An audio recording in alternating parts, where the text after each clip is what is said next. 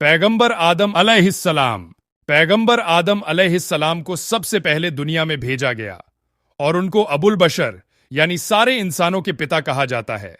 हम सब इन्हीं की औलाद हैं, इसीलिए इंसान को आदमी कहा जाता है। पैगंबर आदम अलैहिस्सलाम को उनसे पहले क्या था?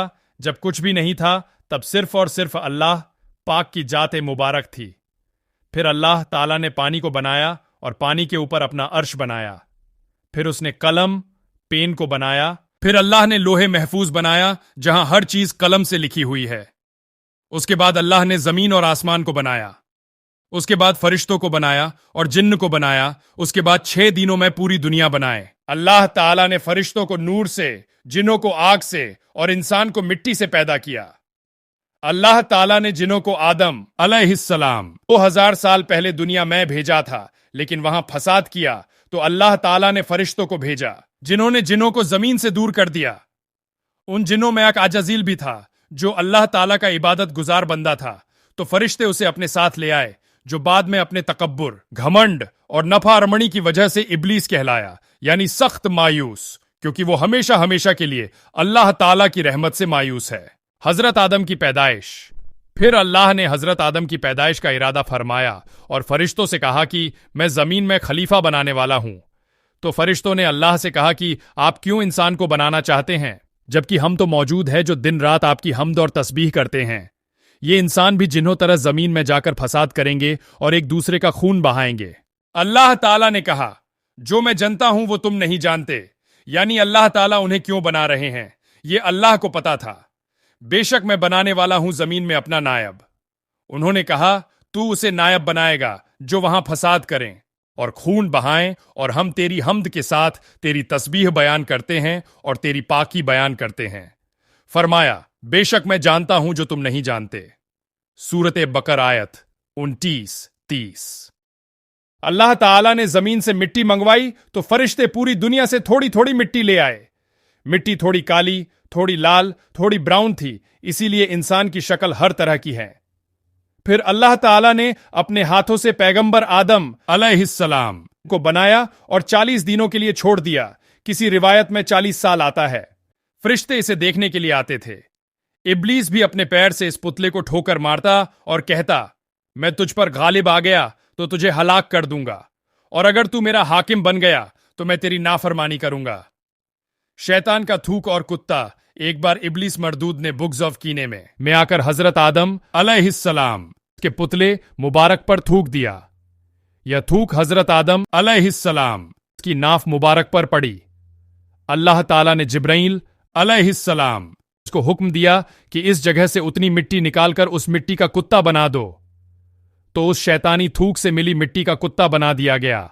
जिस्म में रूह का दाखिल होना, जब वह मिट्टी मजबूत हो गई और सूखकर ठीकरे की तरह आवाज करने लगी, और जब आदम अलैहिस्सलाम का पुतला पक्का हो गया तो अल्लाह ताला ने इसमें रूह फूंकने का इरादा फरमाया। अल्लाह ताला ने हुक्म दिया कि जैसे ही मैं आदम अलैहिस्सलाम में रूह फूंकूं तुम सब सजदा करना। यह सजदा ए ताजीम था।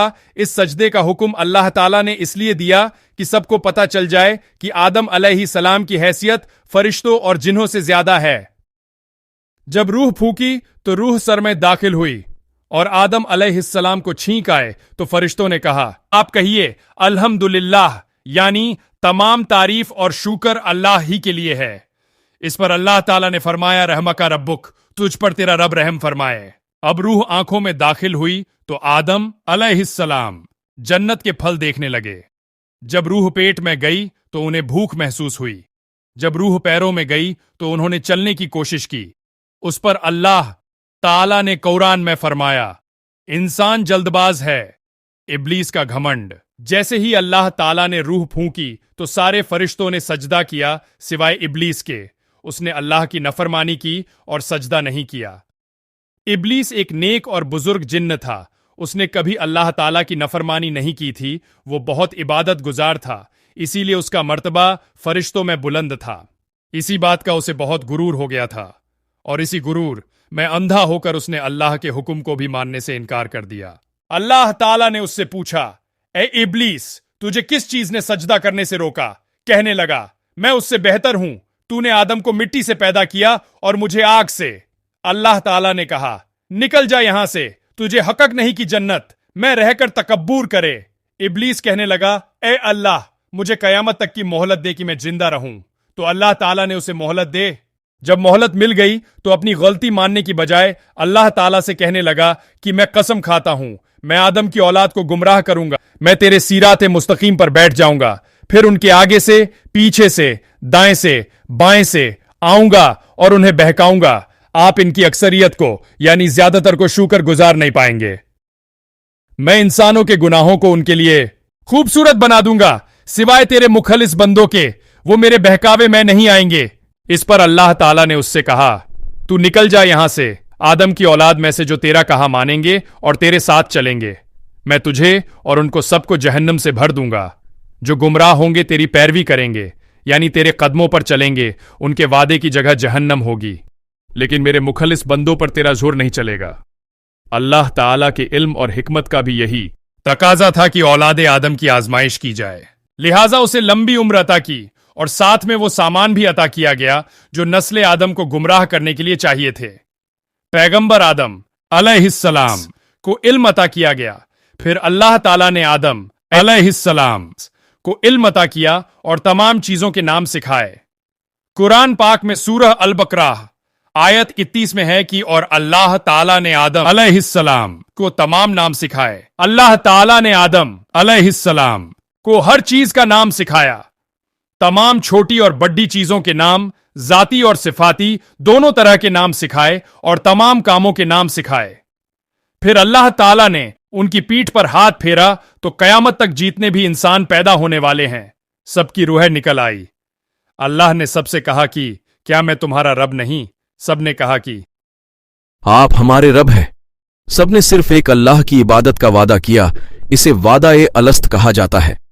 अभी आलम-ए-अरवाह में सबकी रूहीन मौजूद है जो कयामत तक पैदा होने वाले हैं। आदम अलैहिस्सलाम को पैदा करके उनसे कहा कि जाकर फरिश्तों को सलाम करो। उन्होंने फरिश्तों से अस्सलामु अलैकुम कहा, यानी सलामती हो आप सब पर।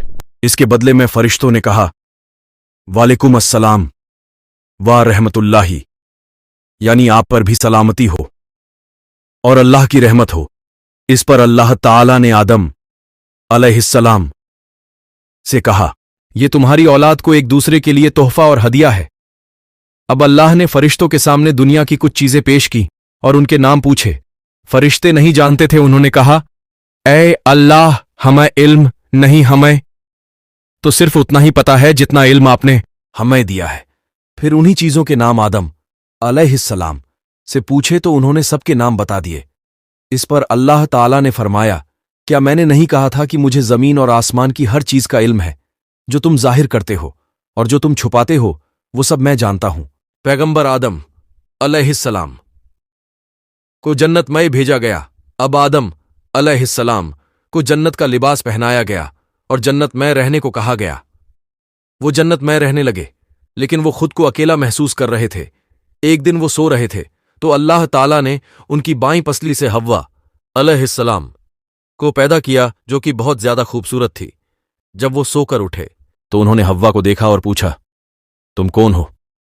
उन्होंने कहा कि अल्लाह ने मुझे आपके लिए पैदा किया है ताकि आप मुझसे सुकून हासिल कर सकें। पैगंबर आदम अलैहिस्सलाम और हव्वा अलैहिस्सलाम वो दोनों खुशी से जन्नत में रहने लगे। अल्लाह ताला ने कहा, जहां जाना है जाओ, जो खाना है खाओ, बस अकदरखत पेड़ का फल खाने के लिए मना किया कि अगर खा लोगे तो जालिमों में से हो जाओगे। उन्होंने अल्लाह के हुक्म के मुताबिक उस दरख्त के पास जाने से खुद को रोके रखा। फिर इनके दिल में शैतान ने वसवसा डाला और आखिरकार दोनों ने वो फल खा लिया जिससे अल्लाह ताला ने उन्हें मना फरमाया था। अभी फल खाना ही शुरू ही किया था कि जन्नती लिबास उतर गया और वह दोनों पत्तों से अपना सतर ढकने लगे और शर्मिंदा होकर इधर उधर भागने लगे। अल्लाह ताला ने फरमाया, ऐ आदम, क्या मुझसे भागते हो?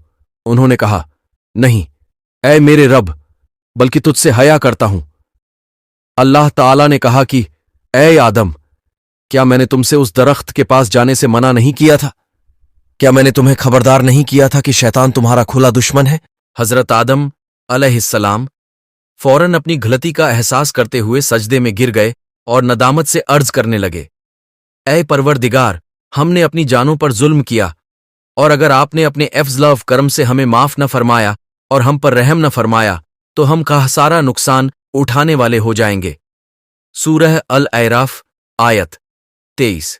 حضرت آدم علیہ السلام اور حوا کو زمین پر اتارا گیا۔ اللہ تعالی جو سب کے دلوں کے حال جانتا ہے، وہ حضرت آدم علیہ السلام کے دل کی کیفیت کو اچھی طرح جانتا تھا، لیکن اللہ کو دنیا کو آباد کرنا تھا اور نسل انسانی کو بڑھانا تھا، اس لیے اللہ تعالی نے حضرت آدم علیہ السلام اور حوا علیہ السلام کو حکم دیا کہ تم زمین پر اتر جاؤ اور وہیں پر رہو، اور یہ بات ہمیشہ یاد رکھو کہ شیطان تمہارا کھلا دشمن ہے۔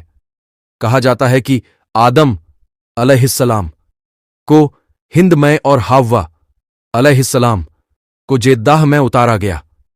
وہ اپنی غلطی پر بہت شرمندہ تھے، انہوں نے توبہ کی تو اللہ نے انہیں کچھ کلمات سکھائے، جس کو انہوں نے جب پڑھا تو اللہ نے انہیں معاف کیا، اور عرافات کے میدان میں وہ ملے، پھر دنیا شروع ہوئی۔